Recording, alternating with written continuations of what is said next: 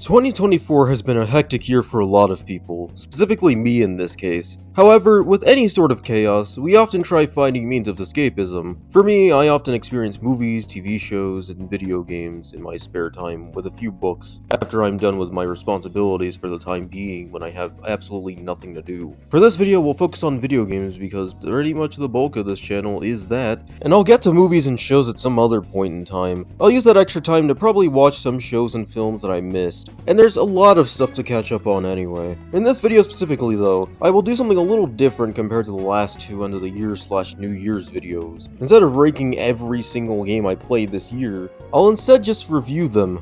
Unfortunately, the games I haven't gotten to at this time are Metaphor ReFantazio, Silent Hill 2 Remake, and Astrobot, but I'll definitely play those at some point later in time. Likely in the beginning of this year, if this video is even semi-successful. I may even include them in a 2025 video, but I don't know. Though I highly doubt that the algorithm will pick up this video considering how long it's been. Anyway, let's get into the first game. This game was the first game I played in 2024, and its release date is the real reason I even remember the release of Suicide Squad Kill the Justice League. Why the fuck did I put this in the script? I'll keep this one slightly more brief than most of the games on here, because I know that I'm still behind on the videos I wanted to make on this game. The life's been kicking my ass since I finished the game, so the half-finished script may just have to be its own video, so whatever. With all that out of the way, Persona 3 Reload is a fantastic game. It's a game that takes a lot from the original, like its amazing story, but it also breathes some new life into it with its revamped gameplay too. The gameplay is genuinely really great around this time, and I would personally say it's a lot better than the original game. Persona 3, especially Fest, was originally really difficult, which was fine for obvious reasons, but the problem is that sometimes it would just border on torture for the sake of being tortured. It honestly impresses me that even 9-year-old me got through this game back in 2014, but even then the difficulty scaling was very wonky. Reload is much more balanced, and it's way less painful at times. Yeah, it's still challenging, obviously, but it's way better than being constantly beaten down by every normal Tartarus mini-boss almost unfairly. Reload's combat is a lot like Persona 5 as far as mechanics go. You have a baton pass mechanic, ultimates, etc, and they're all pretty fun to use. I won't go too much in detail here because I wrote most of the stuff in Reload script already, but the game does a really good job with the battle system that I would personally say is an improvement in my personal opinion over the original.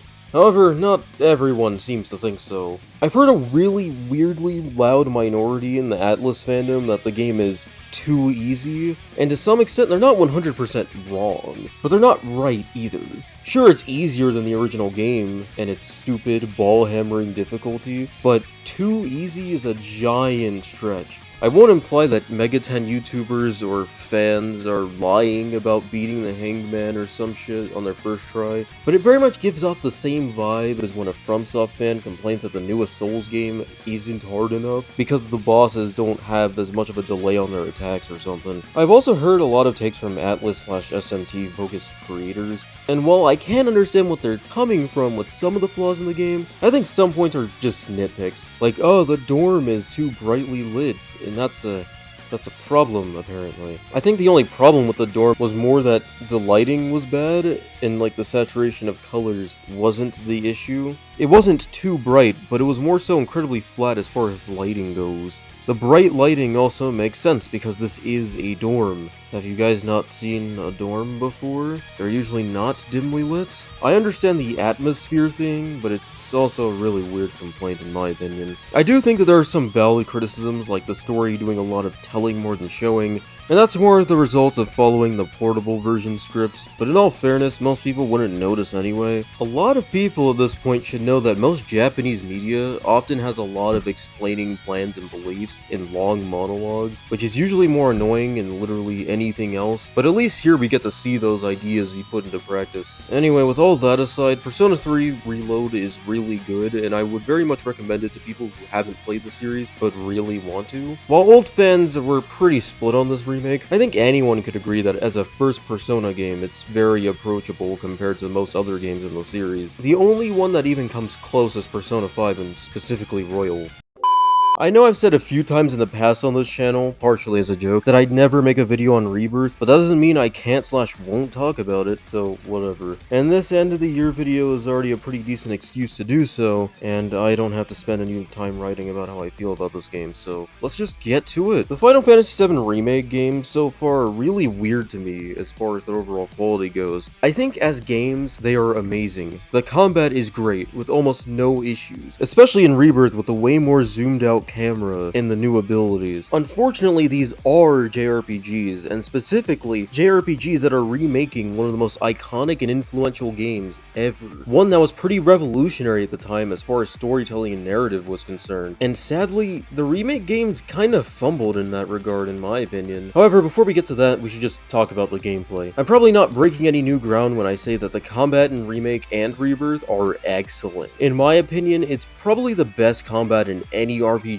I've ever played, and that includes both turn-based and real-time action RPGs. This is mostly because it combines the action focus of recent Final Fantasy games and the turn-based combat of the older games. The combat seems really simple, but it's not just mashing one or two buttons and occasionally cycling through menus. There's so much depth between the party members, status effects and elemental attacks and weaknesses, etc., and it's so engaging. It really feels like a combat system that can appeal to both fans and non-fans of JRPGs. The amount of new mechanics since Remake are also really well done, all things considered. I like how this one is more focused on teamwork and synergy between the party members. It's especially fun to see all the different team combinations so that you can see which characters are most effective in battle. Cloud, Yuffie, and Tifa are heavy hitters. Barret and Reg 13 are also support characters, and Aerith is more effective as a healer and a caster more than anything else. The best part of this is because of the RPG mechanics, you don't have to rigidly stick to certain team compositions. You can use materia slots to customize these characters to suit whatever playstyle you want, while retaining their main attributes. You can make damage-heavy characters like Cloud and Tifa be really proficient at healing, for example. There's just so much freedom and customization to this combat that I appreciate so much. It's very clear that the roots of a good classic RPG weren't forgotten when it comes to the fundamentals of combat, which is honestly pretty rare when companies try to make games that appeal to the current gaming market, where the consumers are more likely to like the standard large-scale action. Even the boss fights are mostly great in this game overall. The boss roster is surprisingly solid for a game of this size because most games that are this long have at least 10 to 15 bosses that really suck.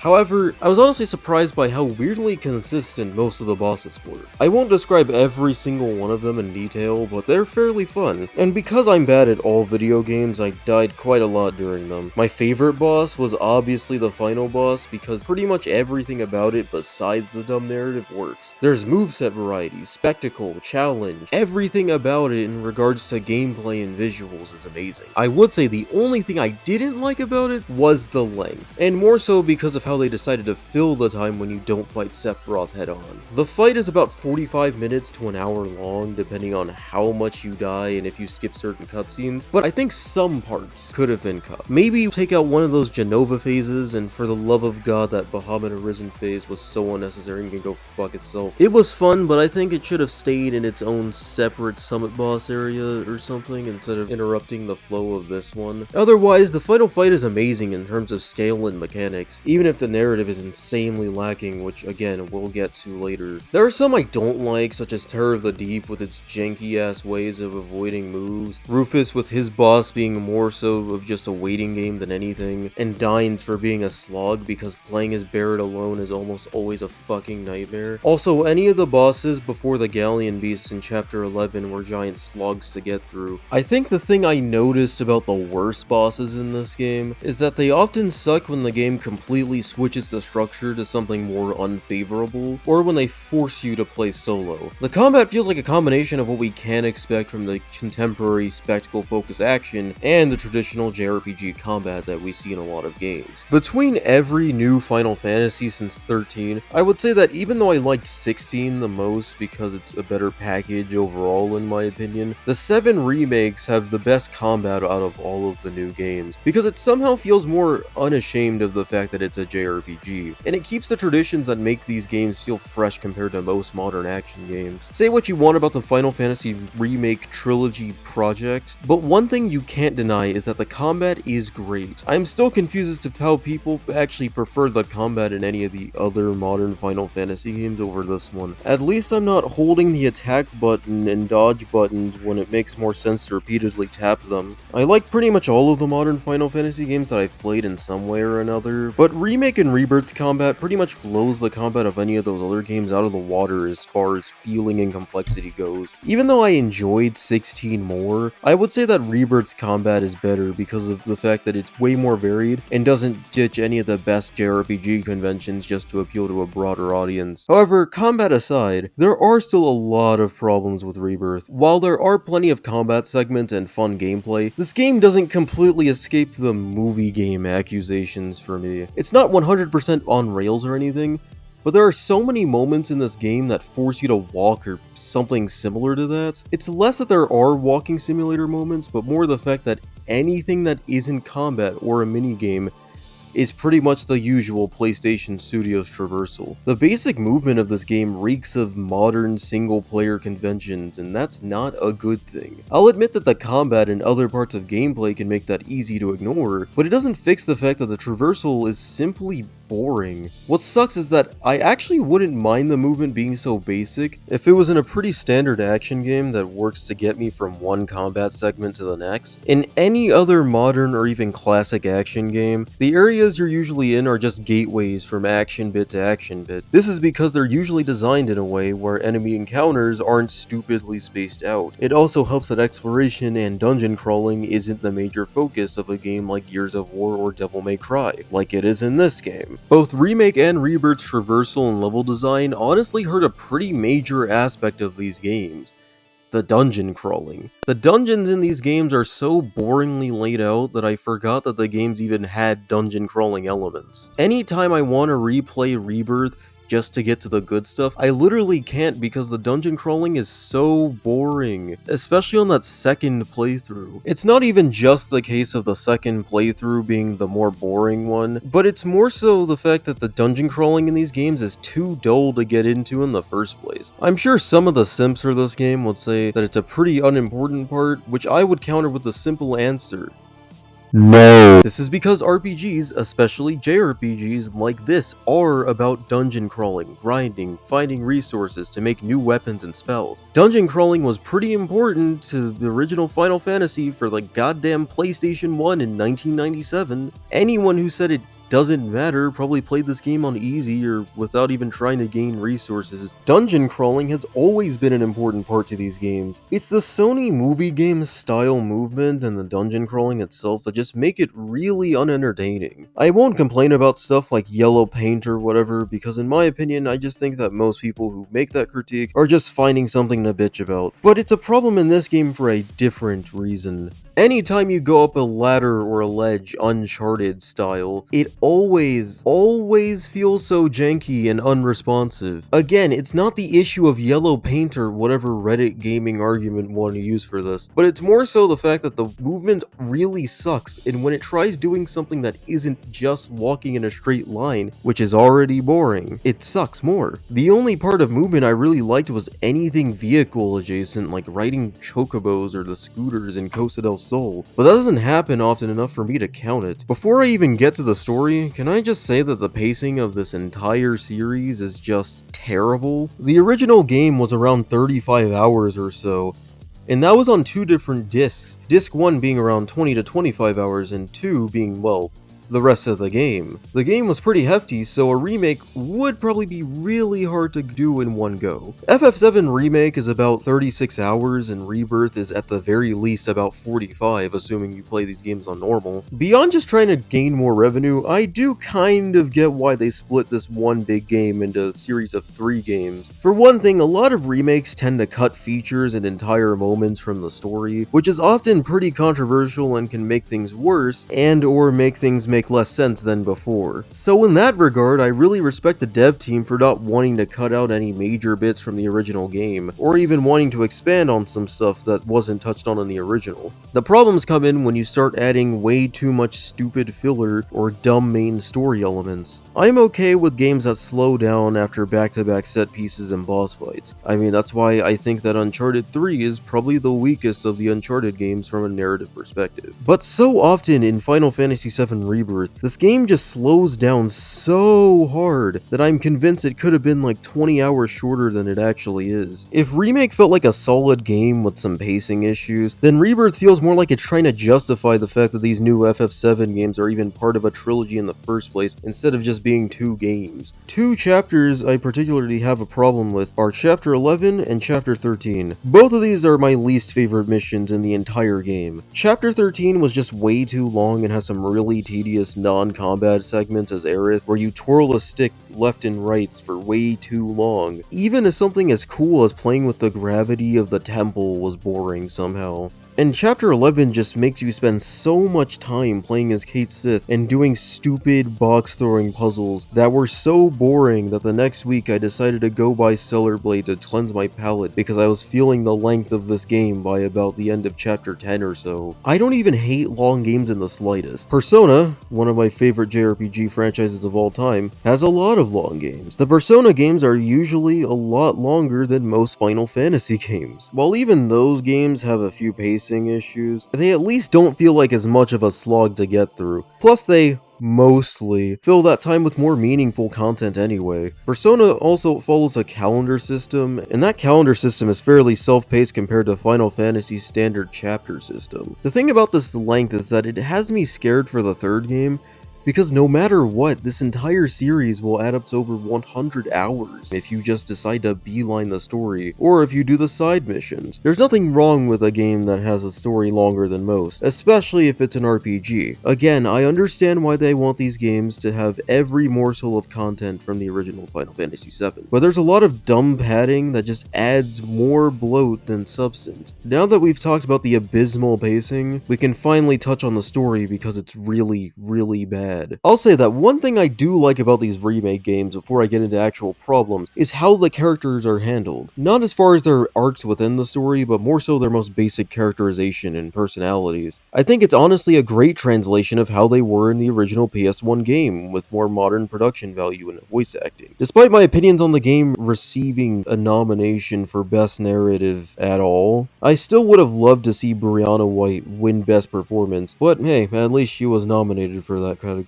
The thing about this point that I just brought up is that it's the only part I 100% like about any of these games. Almost every other area of the narrative is incredibly lacking, whether it be the parts where they're adapting stuff from the original game, or the completely stupid shit that they wrote for this game from the ground up. I'll cover my opinions on the scenes adapted from the original game first. I think a lot of scenes from the original game put into this one aren't close to as good as the original game on PS1. I don't necessarily hate the adapted scenes for all of them, but they definitely feel completely neutered compared to the 1997 game. I think the biggest example is the death of Dyne in Chapter 8. I'm going to assume most of you on this part of the video have at least played or maybe even watched a walkthrough of Final Fantasy VII, so I don't really need to explain much. However, to the ones in the back that are completely unaware, Barret and Dyne were childhood friends who had, through some complications, lost their arms because of Shinra's henchmen, with the scenario leading to Barret thinking he lost his friend. However, he's actually alive, but he's gone completely insane. I'm glad that they kept that part in Rebirth, even if the way that they lose their arms looks kinda stupid, because it's more of a case of more detailed visuals making some scenes just look dumb than the blockier original game. Anyway, in the original game, you have a boss fight with him as Barret, despite being an intentionally easy in the original. The fight is generally better in the original than in Rebirth because it doesn't have those dogshit Barret controls like Rebirth does. Anyway, after that boss, Barret decides to comfort Dyne, but Dyne throws a pendant for Barret to give to his daughter Marlene, and afterwards, he commits suicide.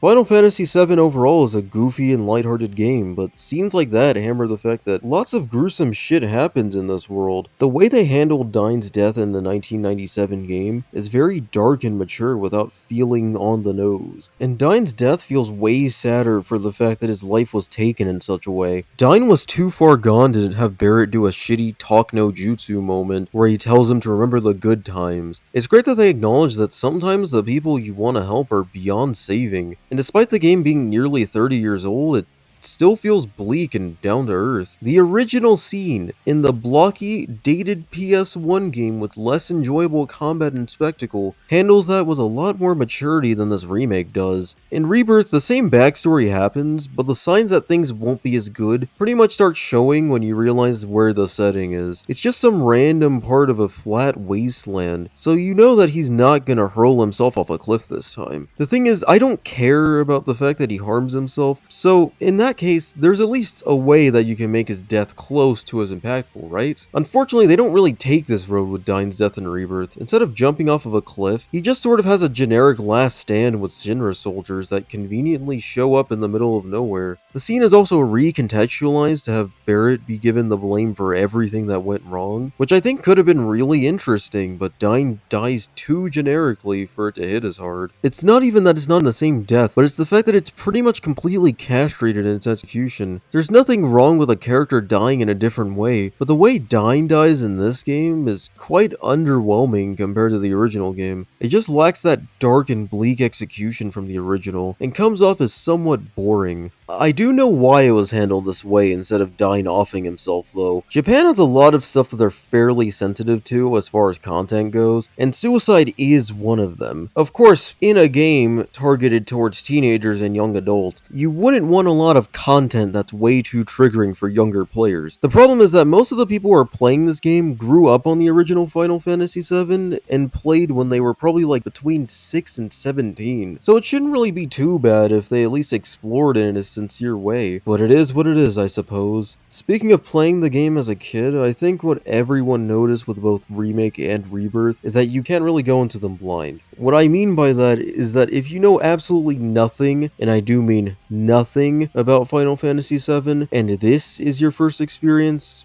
it'll be somewhat confusing. You can still understand the individual things happening in the story, but as far as what they mean for the universe, or dare I say, the multiverse, it's only really understandable to people who've played the original game. The direction of this currently not yet completed remake trilogy was to serve less as the definitive version of FF7 and more to be a spiritual sequel that's somewhat canon to the original game. That's why there are so many timeline and multiverse adjacent shenanigans in these games. Remake tried introducing the Whispers, which are just time ghosts that represent fans who want to keep the original game's scenes intact. This is really cool and fun in theory, but in execution it just comes off more stupid. While I like the idea of jabbing at the snobbish fans that complain that the original game and the remake are completely different games, the way the writing comes off is really smug. Not even smug in the way where it still feels like the story works, but more so in the way where it falls completely on its face while using the time ghost as a representation for fans. The story in remake specifically starts off with them using it in a pretty smart way,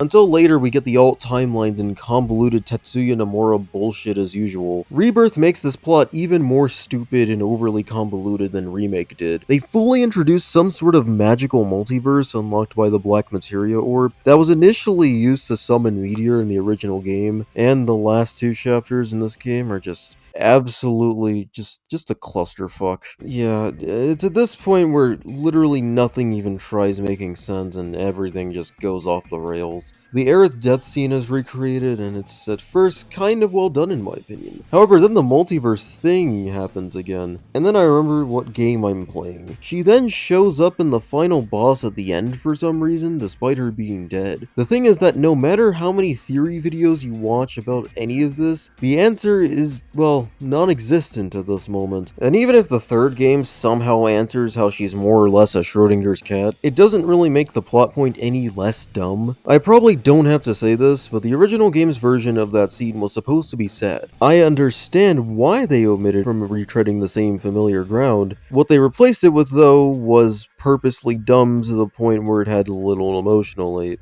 I'm not even trying to wrap my head around the fact that Aerith just died anymore. I'm trying to figure out why the hell she's still even here.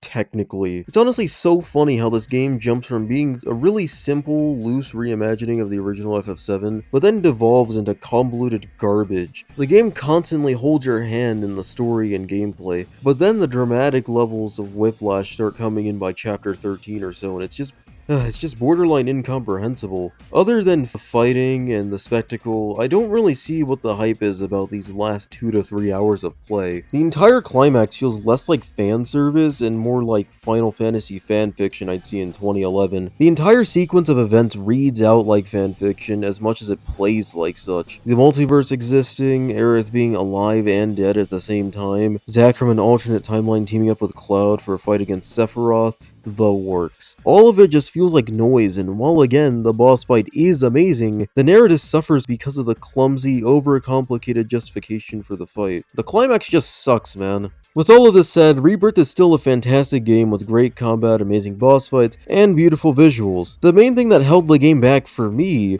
were the pacing and story as a whole, but the game is still a fairly complete package even if I have some major gripes with the story. I would rather have people simp for this game rather than just some dead on arrival live service game meant to drain your mom's wallet or something.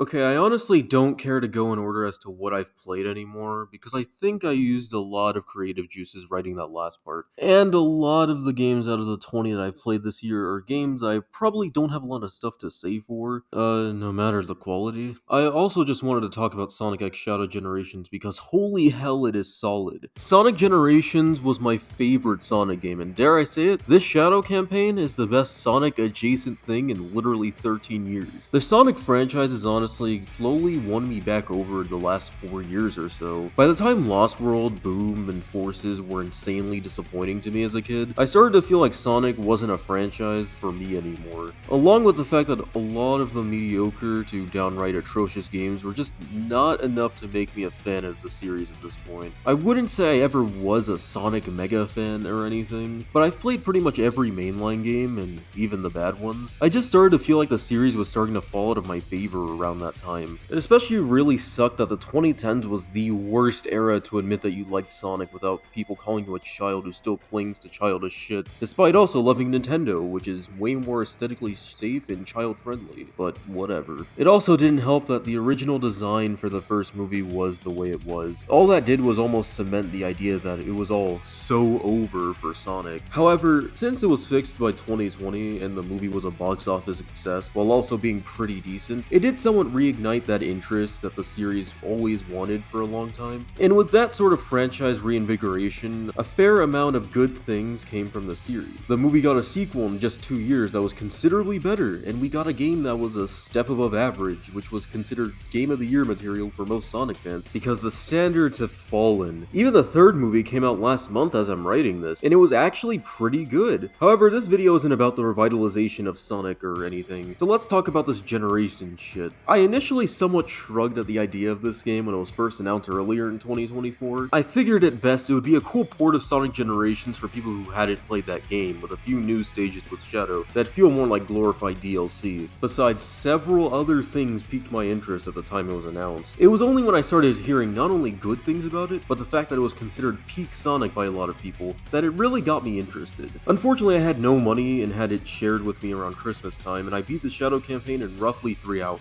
I'll just say that despite being technically the same length as Forces, those 3 hours were actually really fun. I played the Shadow campaign first because I'd already played the Sonic campaign when I was about 6, and I've played it about 3 to 5 different times as a kid. The Shadow portion of this game is definitely the main attraction, and it delivers. Shadow Generations isn't a perfect game, but it's almost everything I've wanted from these boost Sonic games since the original Sonic Generations. The levels were really well designed for the first time in, again, over 13 years. For some reason, Sonic levels in the past decade have just consistently consistently flopped at being complex or even satisfactory in length, especially with Forces and Frontiers having levels that are literally a minute long. Levels in Shadow Generations can go as long as 5 minutes, which initially shocked me when I was playing Space Colony Arc because of how long it was. I thought it would be 2 to 3 minutes max, like it was in even Sonic Generations, but no, it's actually a long stage, but not one that feels like it overstays its welcome. Every stage is similar in length, and they're all so much fun to run through, even on replay. The stages for the first time since probably Unleashed feel like they're properly paced and not hilariously short. Even Sonic Generations had a problem with short levels, although the levels were designed well enough and fun enough to go through that it wasn't that big of a deal. Instead of being linear hallways and racetracks with occasional garbage platforming that you can zoom through with ease, they're actually really well designed. Original Generations levels were pretty good, but Sonic's controls were definitely a far cry from what 3D Sonic used to be as far as how weighty he felt.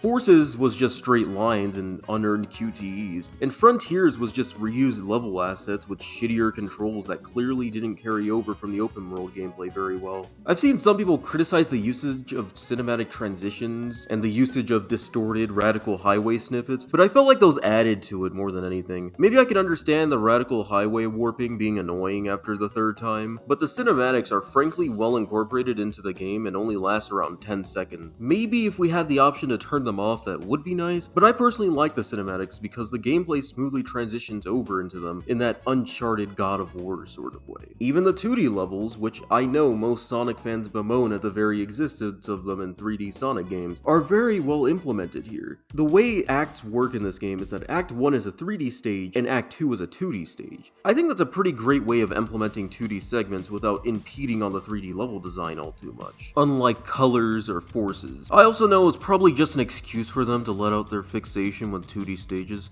I know what kind of people you are. The 2D stages are obviously not as good as the 3D ones in my opinion, but I do think that they are a welcome addition. They're not as boring and static like the last few games that have had them. The level design is pretty well done too, even if they're not as memorable as the 3D stages. There's even some cool dynamic camera work, like in the classic Sonic stages in Sonic Generations. All of it helps the cinematic nature of running through these stages. I would say that my favorite stages overall were Radical Highway and the first acts of Kingdom Valley and Sunset Heights. It's ironic because those last two were from really bad games in this series. Not only are the levels laid out really nicely, but the controls feel good too. For the first time in so long, a Sonic character feels good to move in a level. Shadow isn't as tanky as modern Sonic is as far as movement goes. Sure, he can do things like a boost and a homing attack, but he feels way lighter, which is honestly better in my eyes. Shadow's movement feels like a fun mix of the boost formula and the more platforming focused controls of the adventure games. Shadow's more nimble feeling compared to Sonic makes him feel better to control from my experience. There's not much to say, but the controls are really well done considering how screwed Sonic's movement has been in the past 11 years at this point. I think it's especially complemented by Shadow's powers, both the Chaos and Black Doom powers. Things like Chaos Spear, Snap, and Control may be almost completely context sensitive, but they're often really fun to use. I've heard the argument that Chaos Control takes no skill because it pauses the time, but I have to hard disagree on that one. Chaos Control is used to stop time and allows you to move across certain platforms, or even destroy certain enemies faster in a shorter amount of time. A lot of people have stated that it's brainless because it stops time to the point of slowing down the in-game timer, and that's kinda dumb to me. I feel this way because it only does it for 5 seconds, and it's not like it's easy to recharge without destroying a certain amount of enemies or destroying a capsule to appropriately use it. I even accidentally used it in an area where the environmental object was supposed to come down, so I could continue the level, meaning that when it stops time, it stops all in the environment besides you. Moving on from that though, we have the Black Doom powers, starting with Doom Spear. Doom Spear is just Chaos Spear with multi-targeting if you hold the button and aim properly. It's frankly just fine. It's not the worst Doom power, it just kind of feels the most forgettable. I actually forgot that this was even a power and I thought it was just Chaos Spear Enhanced, because it basically is. Next we have the Doom Surf, which was probably one of the better powers in my opinion. The only issue is that movement is mostly pretty slow without boost rings around, but there are enough around to remedy this. It's functionally similar to running on water, but at least it provides a cool enough visual and good enough feedback for me to not care as much. My personal least favorite Doom ability was probably the Doom Morph, which felt like the most gimmicky of the powers. I don't mean gimmicky gimmicky in the same way as the others, but gimmicky as in it'd be right at home with the Wisps and Sonic Colors in Lost World, which means it's sort of mediocre. I don't really like the way that the swinging feels, and the short boost feels awkward, both on the first and second run. It just feels so clunky to control, especially in the stage it's first used in, which is Chaos Island. That stage is ironically my least favorite of all the stages because of the reliance on this clunky ass ability. The last power that was on the marketing was the Doom Wing. They're honestly a little underwhelming, at least in my experience, but they're fairly useful. I do appreciate how, unlike Supersonic and base generations,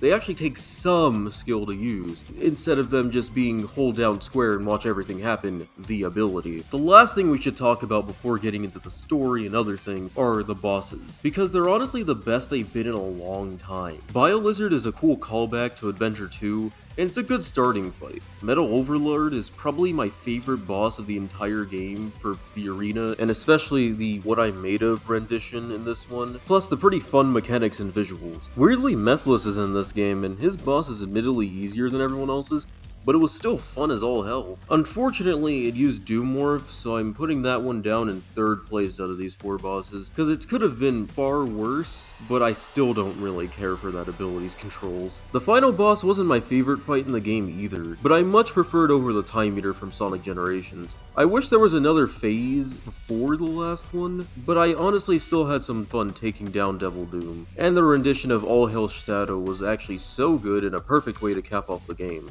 Shadow Generations gameplay is overall really good, but there is one tiny problem, and it's not specifically with this game but the Sonic franchise as a whole. The reuse of old levels is getting, well, old. Even if this game made some bad levels from previous games really good, I will admit that the reuse of levels has been done to death since the original generations. I get the generations part is through using those levels, but I think this gameplay in both Sonic and Shadow Generations are good enough for original levels. As much as I like the levels in both of these games, it still feels like these controls and physics should be used in a new game with new levels that are original. Again, there are some great levels in here, but I'm getting sick of the same levels over and over again that we've been spammed with for the past 13 years. Oh right, the game has a story, but I'll be honest and say that it is the best Sonic story that we've had in 16 years. But it's honestly not fantastic in my opinion. I do think it has some really great characterization and development moments for Shadow as a character, and the characters act more like I expect them to, but I also wish Maria and Gerald had more screen time so we could care about them even more. I also just wish the story was more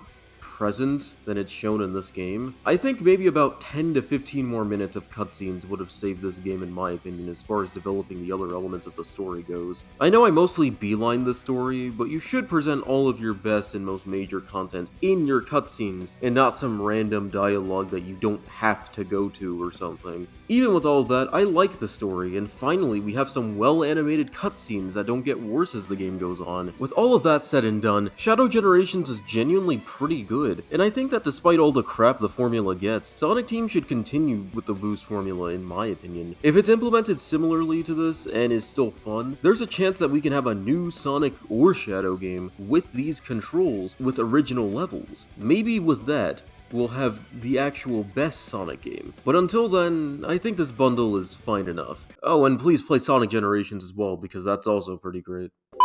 Okay, I admittedly played this one pretty late in comparison to pretty much every game here, but I'll include it here anyway. I remember seeing trailers for it at PlayStation livestream events, and always being really annoyed by the fact that we're getting another Helldivers trailer instead of literally anything else. I don't know why, but until it was released, I was always put off by this game because Sony was trying really hard to break away from their usual single-player ventures and trying to go live service, and I didn't think that would work for them as publishers. And little did we know, well, it wouldn't really work for them later either. However, the game came out and started getting good reviews, and I still didn't buy it. It wasn't because of some stubborn skepticism, but more so because other games were coming out at the time that occupied my time while I was also doing school stuff. I was playing Rebirth and Reload at the same time, so I didn't really know how Helldivers would really fit into that. Thankfully, before the new year, one of my friends shared it with me, and all I can say is, why didn't I play this before?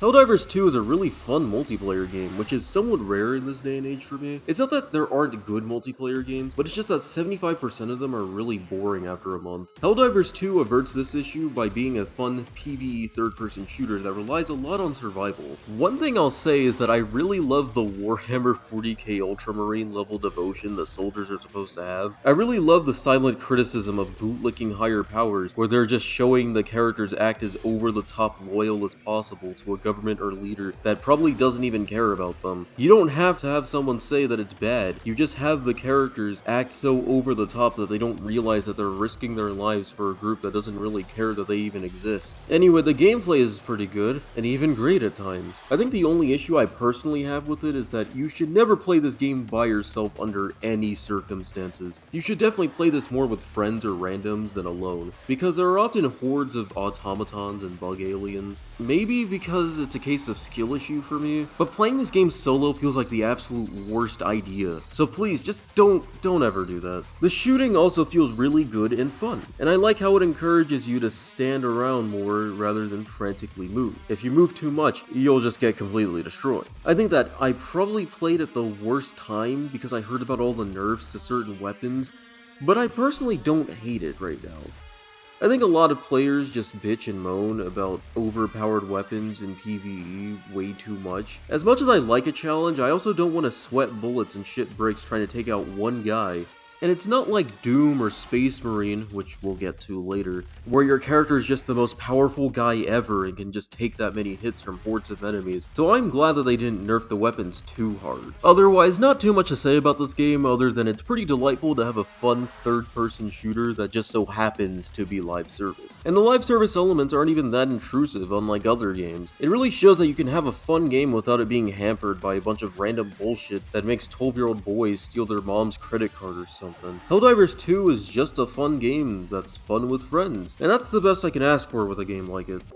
I was originally going to make a video on this game, but then I sort of got insanely bored by the process, but let's talk about it here anyway. I think that it should be known for my Naruto Storm video, which unexpectedly has over 2,000 views, holy shit, thank you so much. Bandai Namco published anime arena Fighterz and I have a really weird history. I really like most of Bandai's fighting games pre-Xenoverse 2, but nowadays, they don't often have that many good games pumped out. The best anime arena fighter that we've gotten since Storm 4 and Xenoverse 2 was that Demon Slayer game, and that was published by Sega. The only other Bandai fighting game worth noting was Storm Connection from 2023, and that was a mediocre and disastrous scam in its own right. Don't even get me started on that Jujutsu Kaisen game and its DVD-ass menu screen that literally takes anime footage. So you could imagine my hype coming with a little bit of a side of skepticism when the fourth entry in the Dragon Ball Z Budokai Tenkaichi series was announced. Initially, we only knew it as Budokai Tenkaichi 4 until the 2023 Game Awards, where it was officially called Sparking Zero. While I was still skeptical, the more they showed from the game, I was actually more interested. Unfortunately, I also remember the developers of this game.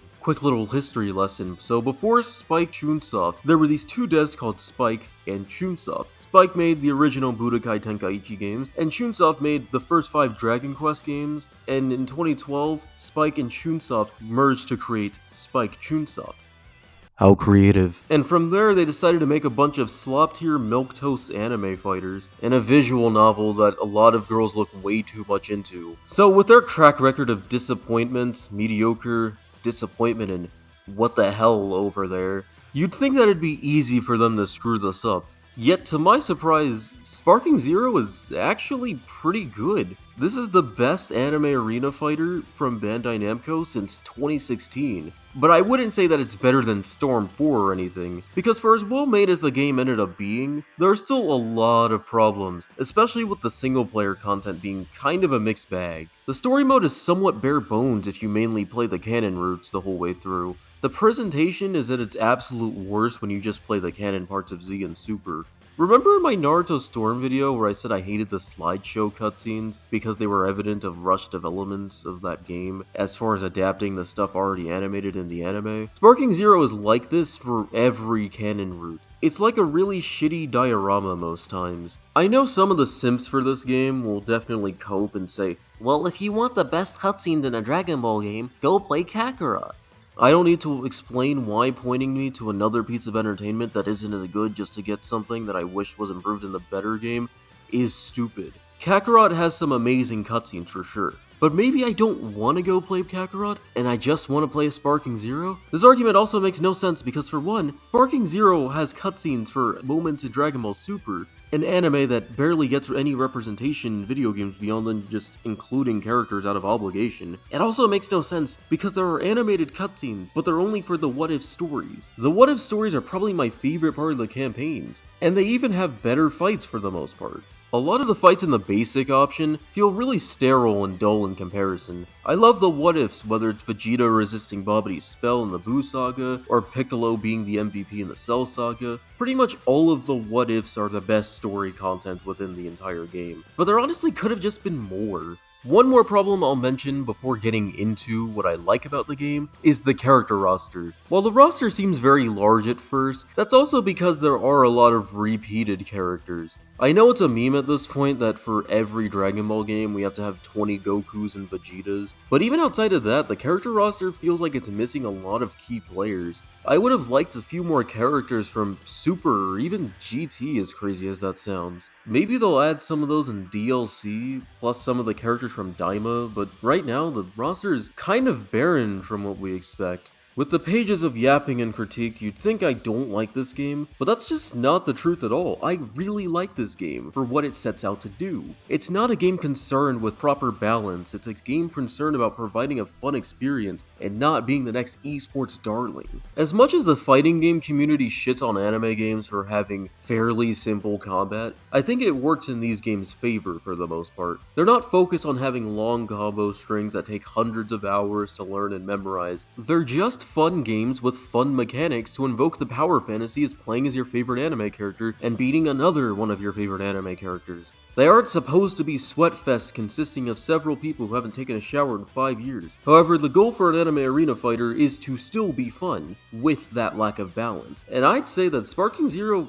kinda delivers on that front. This game just brings me back to that PS2 to PS3 era, where anime games weren't grinded out by a bunch of YouTubers who don't understand that not every fighting game has to be rigidly balanced with esports potential. Back when arena fighting games weren't clowned on for being the dumb fun that they are. Games were just about mashing a few buttons, but instead of being something like Jump Force, which is barely functional, they actually worked and didn't feel cheap or stupid. I'd say Sparking Zero has nailed that to a T. You have about 4 to 5 health bars, but you do a lot of damage, and you take a lot of damage, which is just there to emphasize what kind of characters you're playing as. You're playing as these gods amongst men, who can fly and fling each other into buildings and cliffs and get out unscathed before shooting each other with giant lasers. This description makes it sound mindless, but it's fun, and there's a fair amount of strategy you can use in playing this game. You have quite a few different types of attacks and counters, and while none of it is the deepest thing to ever do, who really cares? The fighting is just fun, plain and simple, and I know how IGN this will sound, but it really encapsulates the feelings of playing as Dragon Ball characters. Every fight feels like a titanic brawl, from the beam attacks, to beam clashes, to knocking each other into the environment around you. If Spectacle was a video game, then this is it right here.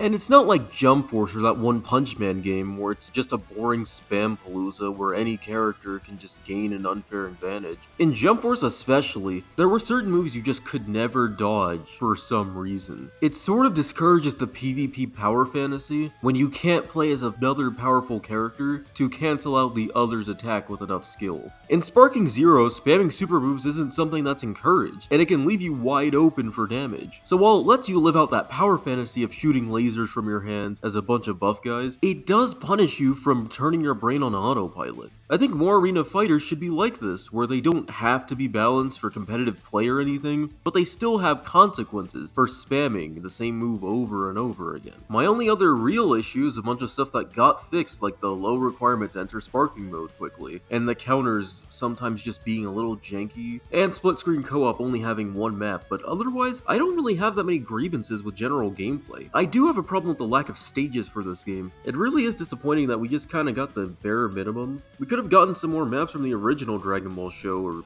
even GT again. I do think that at the end of the day though, Sparking Zero is not perfect at all. It has a lot of problems that hold it back from being the anime game to save anime games. But it never had to be that. All it had to do was be a fun game that you could play with your friends for dumb fun, and I think it accomplishes that really well. So to all the Dragon Ball fans with the media literacy of a teenager, of course it was never gonna win Best Fighting Game, nor was it snubbed just because you liked it. With all that aside, Sparking Zero is just a fun, unpretentious game that offers enough to be enjoyed. And that's all I could ask for. I need to get this out of the way before I even start talking about this game. I have to say that I'm not exactly a big 40k nerd, nor do I have any experience with a lot of the Warhammer universe. I haven't read the books or bought any of the figures, nor have I played the board game, but I have some experience with this universe otherwise. I've watched the lore videos, especially recently. I've seen the Astartes fan animation back in 2019, and it's great, and I'd highly recommend watching it. Fucking amazing. I mean, the dude who was actually working on that got to have a job at Games Workshop, apparently, which is pretty cool. And I even played some of the video games like Vermintide, Bolt Gun, Dawn of War 2, and especially Space Marine. It was a weird mix of linear design and shooting from Gears of War, God of War's melee combat, and the enemies swarming of Dynasty Warriors, I guess. The thing is that the weird style did work to some degree. It was all about making you feel like an Ultramarine, and while I barely understand 40k lore at all, I knew enough to realize, yeah, these guys are overpowered.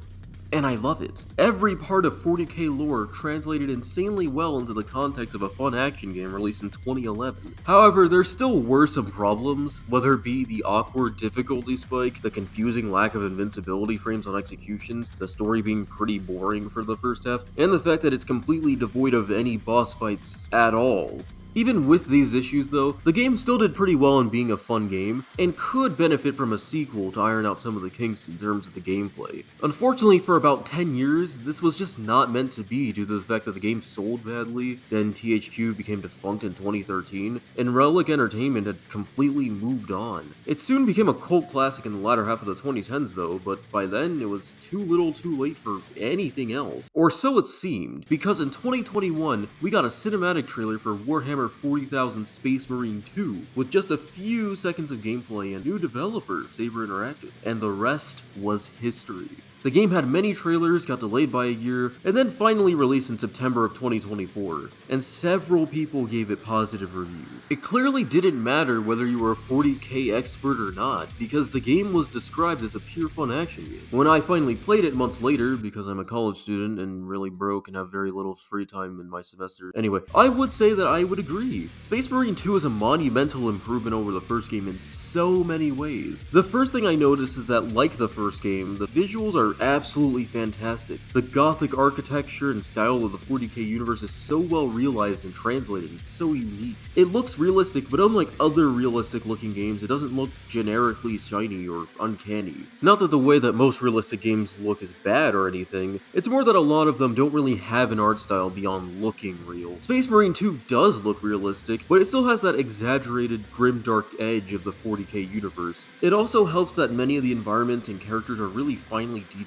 I'm aware it was an Xbox 360 game released in 2011, but Space Marine 2 makes the older one look so outdated in comparison. I thought the jump in visuals from Last of Us 1 to 2 back in 2020 was pretty good, even when everyone still hated that game, but going from Space Marine 1 to 2 was a whole different beast. Looking at how we thought the first game and other games around that time were like the peak of graphics back then, it's hilarious with the power of hindsight. It also uses Saber Interactive's Swarm engine for the enemies, and it looks great. It's so cool to see how many enemies can appear on screen, especially if you're playing on PC, which I've heard that the game is really well optimized for. The amount of Tyranids and Chaos enemies that can appear on screen is always a really cool set piece, and it never gets old. I especially like that they crawl all over each other like in World War Z, their previous game. The only issue is that on console specifically, there are a fair slew of performance issues, especially in heavy combat segments with a lot of enemies. I personally played on PS5, and sometimes the frame rate would dip into the 40s and 50s during combat with large amounts of enemies. However, it weirdly didn't hinder my experience as much as other games like Jedi Survivor, probably because the frame rate drops aren't as bad, but it always felt pretty smooth for the most part,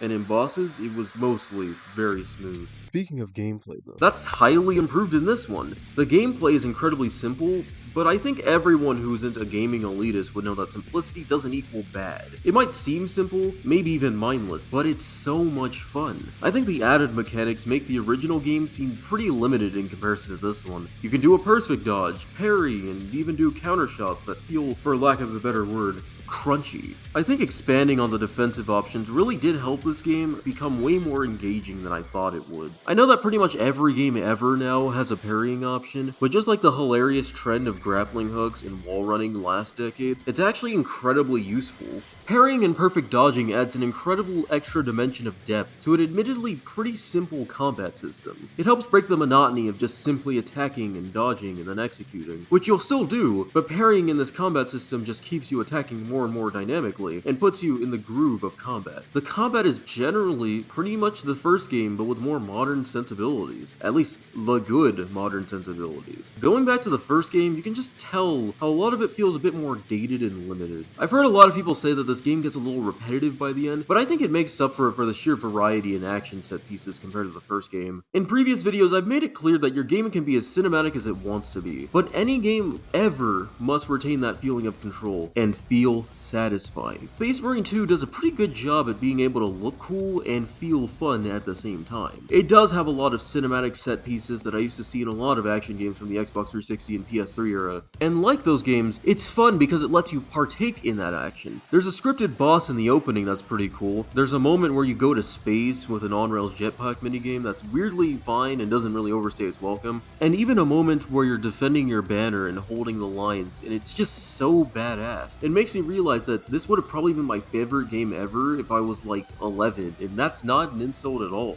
My only issue is that in the campaign specifically, the enemy variety starts to shorten after a few hours. The game was still incredibly fun, but I think there could have been a few more enemy types. They could have just taken a few from the really good PvE multiplayer mode that we'll get into later. But even if I think there could have been a few more enemies, I do think that the game's campaign is still kinesthetically pleasing and hype as hell enough to carry its own momentum. One issue that this game fixed from the first is that there's more than just one boss in this game for the first time. The first game had you fight only Grimskull, and that was about it. And it wasn't even really all that great or memorable of a boss in my opinion. Then they literally just forgot to even do the final boss with Nemeroth. Nemeroth was just a quick time event, one that was pretty cool, sure, but what precedes it is literally just a horde of enemies, which we've already been doing that the whole game, so an actual boss would have just been appreciated. Man, that whole third act in that first game just fucking sucked. And while sure the campaign in Space Marine 2 has you fight things like the Carnifex and Hellbrute twice, the boss fights don't really last that long, and they're pretty fun anyway.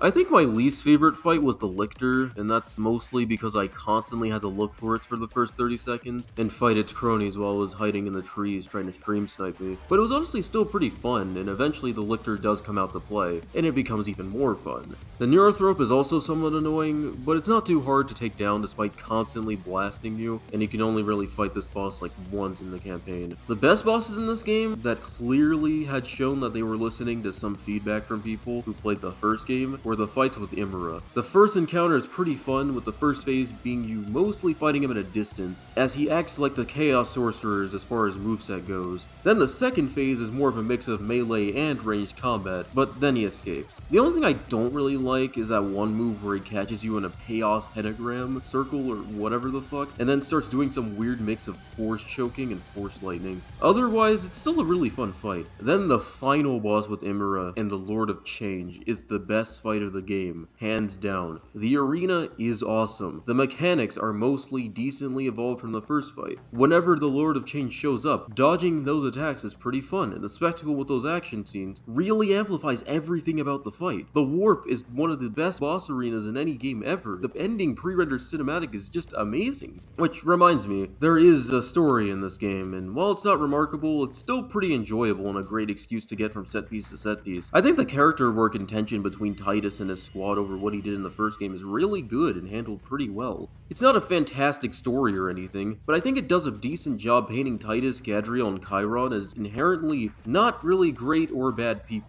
Pretty much everything between the main trio is the best part of the story, and that's fine, even if my critical movie brain would totally want more development from them. The one thing that sucked in this campaign was the main villain of the game. For as much as he provides some pretty good boss fights, Imra is a giant nothing character. He's pretty much just Nemeroth again, and just as bland as him. Also, whoever approved of his audio mixing needs to be fired. It already sucks in cutscenes, but whenever he's trying to monologue in gameplay, it's so muffled by all the other well-designed noise in the background. Although it is hilarious to hear him talk like a serial killer, making a PSA in an ASMR voice.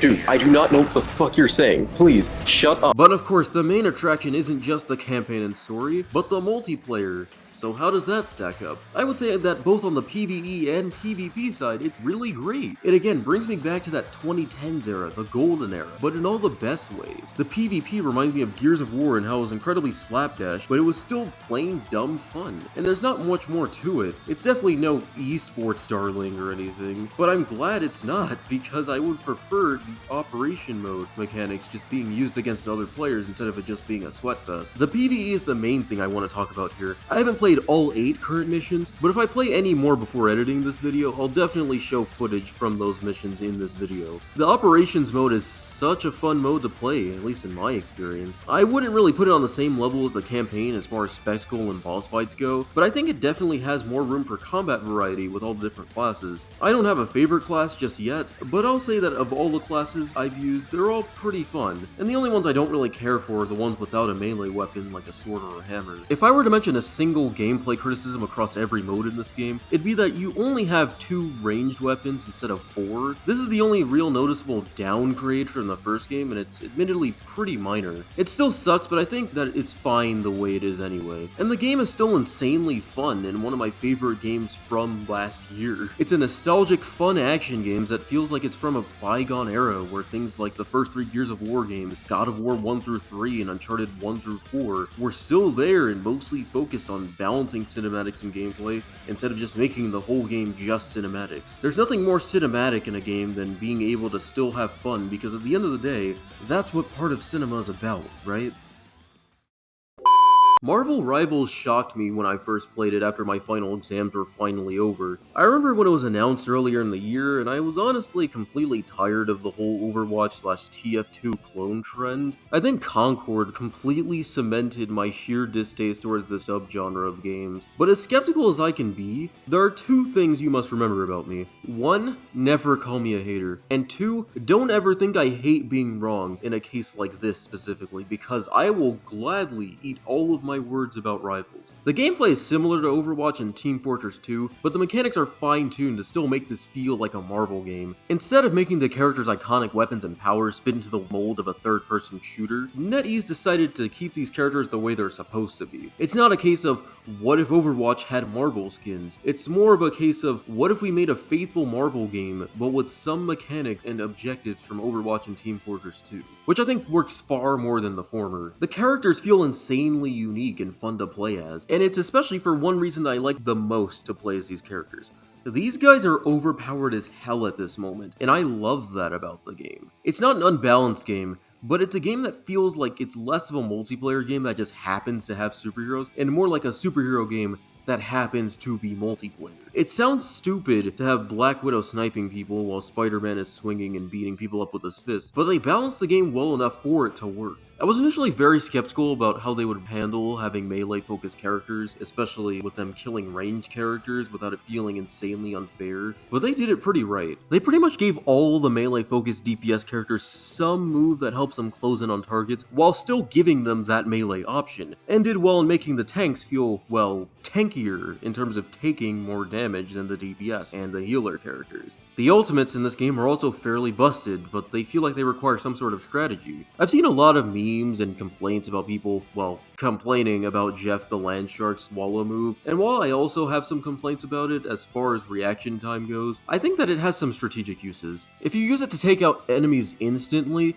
you have to think, should I spit the enemies off the ledge and risk them probably using some sort of anti-air counter that gives gravity the middle finger, or Should I jump off and kill myself so I can increase the kill count? And it's not even a bother because there's no penalty for death by fall in this game like Halo or something, so it still requires you to think. I honestly just can't get enough of this game, and I don't even think it's that amazing of an experience, but man is it fun. This is the first time in a long time where I've actually been somewhat excited for future updates and new characters in a live service game. It really proves that you can make a live service game not garbage tier slop, and people will actually look forward to new updates. I do have one nugget of skepticism before I get a little too excited though. I think the ranked and competitive play might bite the fun of the game in the ass if things go wrong with character balancing. The casual crowd is a far different beast from the competitive audience, and I think there might be an overlap between people like me who don't even touch ranked mode, and people who play the game 20 hours a day and grind the hell out of it. I don't even hate the idea that this game might just have some esports players, but I'm somewhat scared that the developers might prioritize balancing for the loud minority of competitive players. I personally don't want that to happen, but competitive play is a whole other form of perpetual advertisement for the game, so I don't think NetEase would exactly sacrifice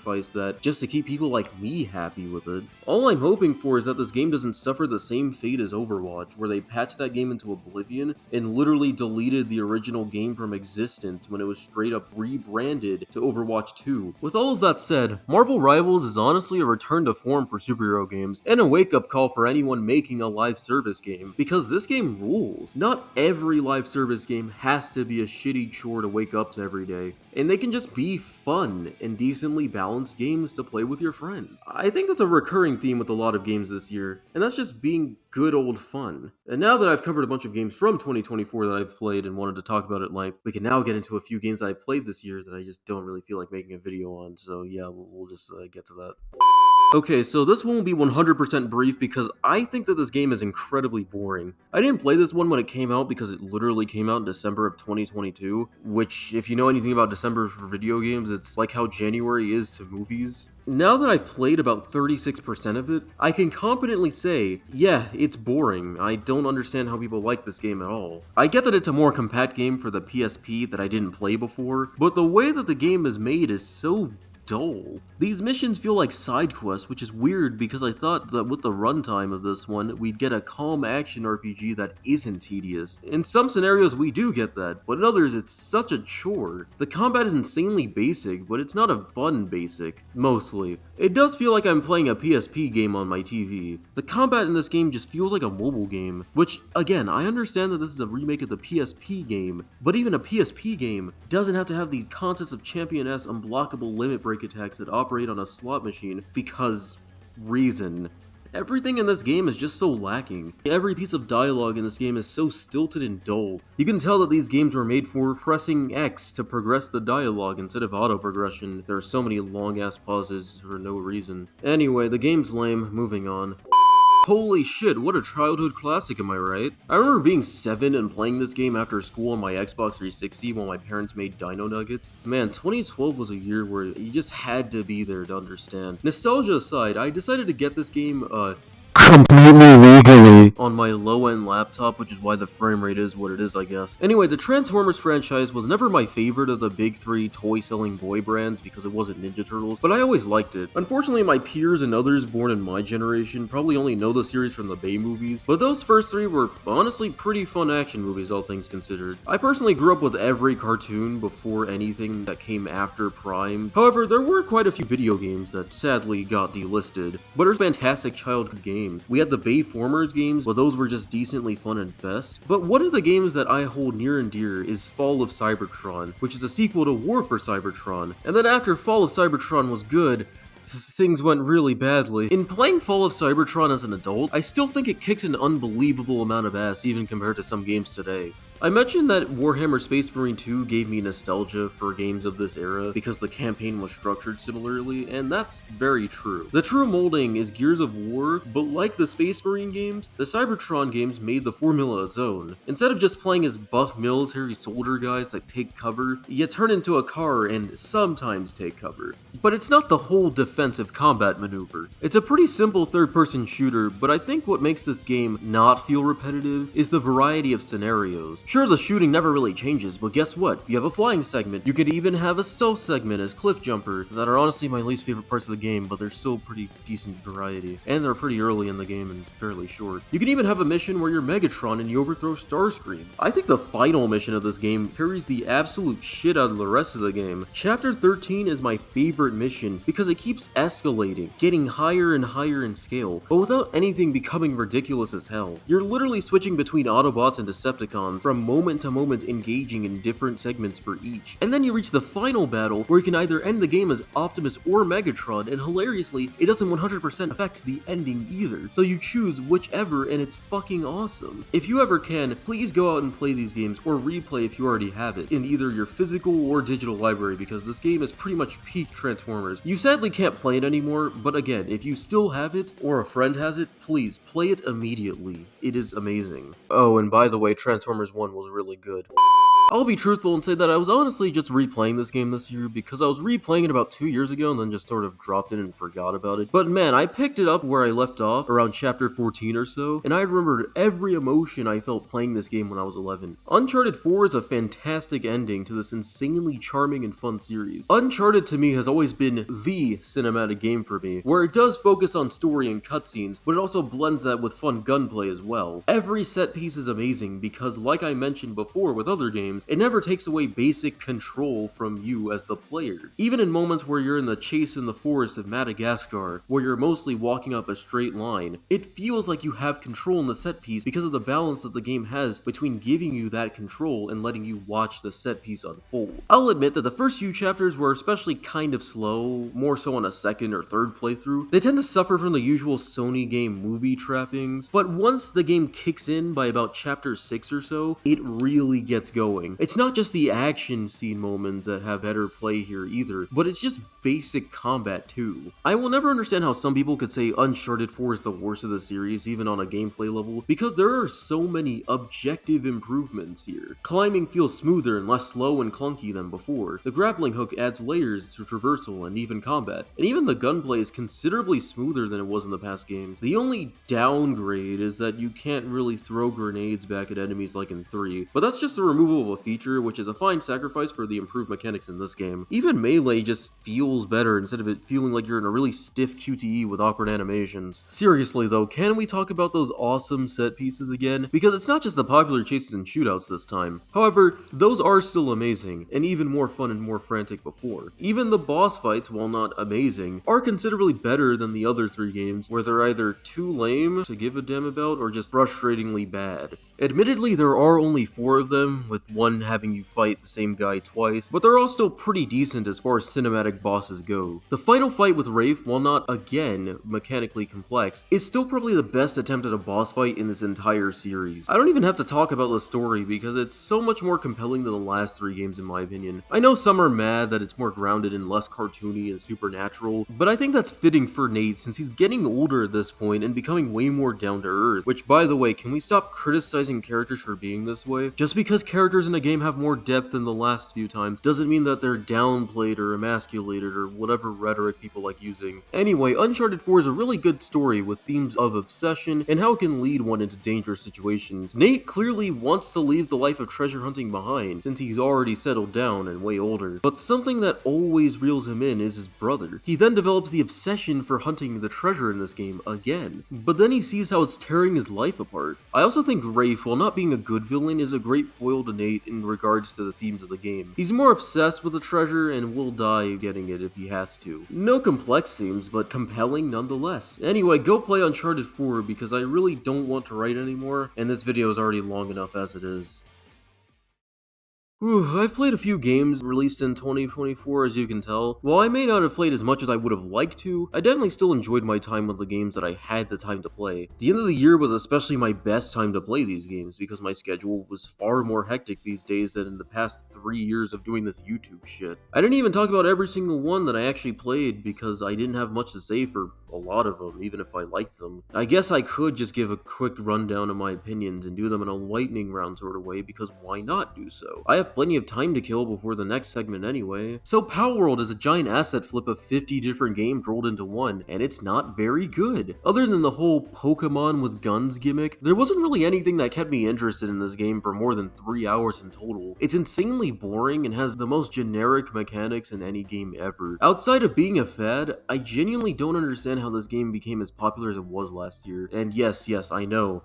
Lawsuit. Next we have Foam Stars, which is what you get when you wish Splatoon was garbage and janky. I know that sounds reductive, but that's basically what the game is. Thank God for my friend having PS Plus at the time so I could play it, but I don't think that this game is worth playing even for quote-unquote free. I played this game after nearly 9 months and was confused as to how and why I found a match in the first place. Who was buying this and going, yup, this is my daily grind now? It honestly surprises me that this even lasted longer than Concord. It's just Splatoon with more stiff controls. Speaking of Concord though, I played the beta for it and it was bad. But honestly, not as bad as the internet made it out to be. Sure, the character designs are bad, the MCU Guardians of the Galaxy style humor is really annoying in this game, and this game's failure is nothing but hilarious, but the actual game is pretty generic and does nothing really new. It really is just a generic Team Fortress 2 and Overwatch inspired hero shooter in the most bland form ever. The catastrophic financial and critical failing of this game after Sony pretended that it was gonna be the next Star Wars was way more horrendous and funny than the game itself because no one played this. Next we got Shovelware because I was that bored during my semester. TMNT Mutants Unleashed is a game that I completely legally downloaded on my low-end PC again because I had no other options and just wanted to play something new. It's surprisingly not a horrible game, but I would be lying out of my ass if I said that it was anything more than mediocre shovelware that I didn't bother finishing after the first 3 hours or so. It's a weird mix of a 3D beat-em-up and an Atlas RPG, which is incredibly hysterical considering what type of game it is, and it doesn't really do a horrible job at either of those things, but it's again not really remarkable. I think the combat's basic and the graphics are just the way they are, but this game is for 7-year-olds whose parents are sick of them asking for action figures that they forget about it after 10 minutes, so who cares. Also, Animal Well was a pretty decent time. Yeah, I know, awkward transition. It's definitely not close to one of the greatest Metroidvanias ever, but for the first game published by a YouTuber who makes meme reviews, it's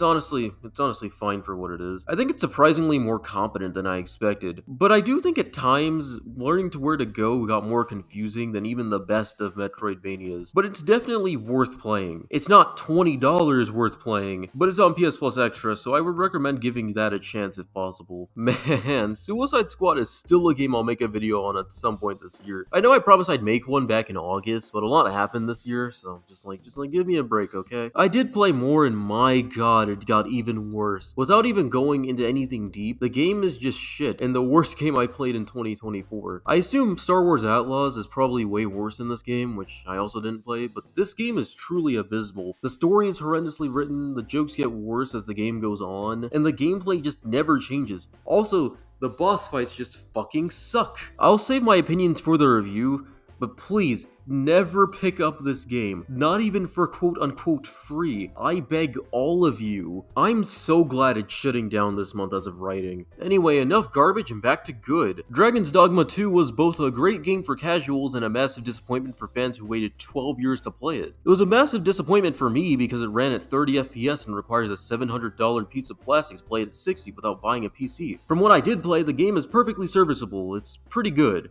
But it's not amazing or revolutionary or anything in my opinion. But if you're interested in this sort of RPG, then go ahead. I think it's probably way more of an acquired taste than an actual game that's just straight up not good. But there is still some fun to be had here, and I know a lot of people that had a lot of fun with this game. Oh yeah, Rise of the Ronin released the same day and is more or less the same B tier category as DD2, but slightly better. Outside of the worst Metroid QTE overuse entry that ruined the series, the game, and that one 5 out of 10 Marvel game that you probably forgot about, Team Ninja has been pretty consistent with their games recently. I've played pretty much every one of the more recent games besides Wolong Fallen Dynasty because 2023 was stacked enough and I just didn't have the time. I do like Nioh, and it seems the Souls-like formula does work, but the problem with Rise of the Ronin is that it's open world, and none of the design elements were implemented properly, with the combat being pretty jank at times. Don't worry, the game is still pretty fun, But using an attack button to parry will never feel natural, no matter how much you try to gaslight me into thinking it is. The game also looks so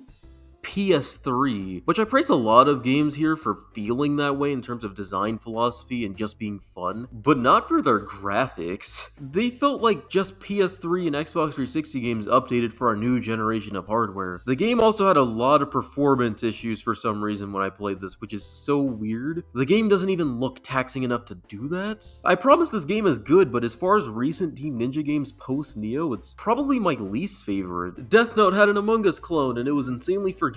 It's not even bad, but it just feels insanely generic. And I think playing an hour of this one was enough, honestly. Props to it for being free on PS Plus in November, though. Would have lost my mind if I actually spent money on this game. Also, the servers would just not work, but I'm pretty sure that's probably a me problem, but I don't know. I don't care anymore. Anyway, Kunitsugami Path of Goddess was one of the most unique and fun games I've played all year. The game apparently had marketing for a while, but Capcom just sort of sent it out to die and just not sell well at all. It's a shame because I actually love what this game does. It's a mix of hack and slash and real-time strategy, which actually creates a really fun game. Not too much to say about this one, but the RTS gameplay doesn't feel like it overtakes the main combat. So it feels like a fun hack and slash game, but it's not just mashing buttons. I won't talk too much about this game, so please play the game for yourself. You won't regret it at all. Last game I played in 2024, ironically, was Wukong. And I still haven't finished the story yet. I'm just about 30% through it, and I can confidently say it's my favorite game of last year. The opening of the game alone instantly got me hooked, even if it was pretty much an easy button mashing opening. But it was more there to establish some of the tools and basic controls for later in the game. I think the opening just has a smidge of interest in Chinese mythology, just a little bit of that kindled in me. Although I don't think I'll be a scholar over it or anything. Other than the presentation, I think the combat is absolutely amazing, with the few bosses that I've played so far being really fun. I don't really get why people tried to say this game isn't a Souls-like when it clearly is one. Stamina bar, healing items, resting points, etc. Pretty much everything that makes the DNA of a Souls-like. I think a lot of people were trying to convince others that it wasn't a Souls-like because of the flashier looking combat, and the fact that a lot of people at that point have just gotten sick of Souls-likes, which is completely fair outside of a few games. It's honestly just been kind of slop recently. Wukong's combat is really great, and while I've yet to experience the full breadth of the magic attacks and special moves that you unlock, I will say I'm enjoying the hell out of it right now. If it didn't come out, Stellar Blade would have probably been the best Souls-like combat system this year in my opinion. But I think Wukong might just take the cake for that. I won't say too much about Wukong other than it definitely deserves your time, and I probably won't make a video about it when I finish it, but when I do finish it, you'll know anyway. Something, please follow my Instagram in the description if I even bother to put it there.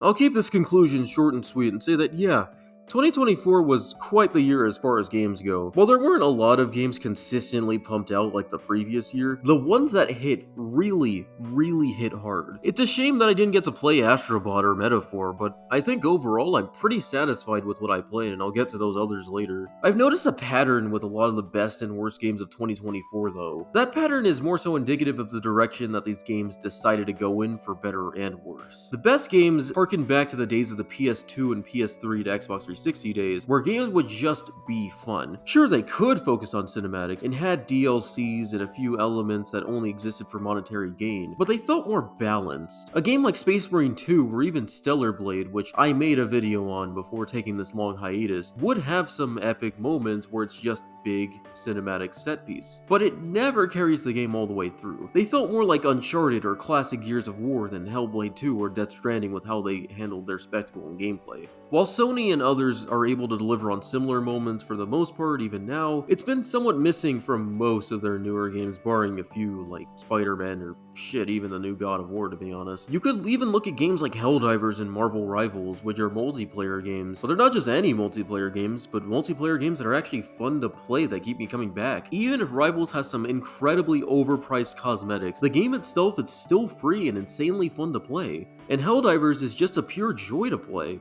especially with friends. With that said, the worst games were always stuck in the old ways and not the good old fundamental ways like the best games. They often had an over-reliance on cinematics, were focused on live service in the worst and dumbest ways ever, or were just simply so unfun yet demanded the attention of several players. Concord and Suicide Squad are the examples of these bad live service games. Concord was just insanely bland, and Suicide Squad was probably worse because it bled into a story that was also connected to a series of 4 other games. With all that said, I was still able to enjoy some fun games this year, and time with friends that I'll never forget in this amazing medium. I may have been gone for quite a while, but either way, it feels great to be back.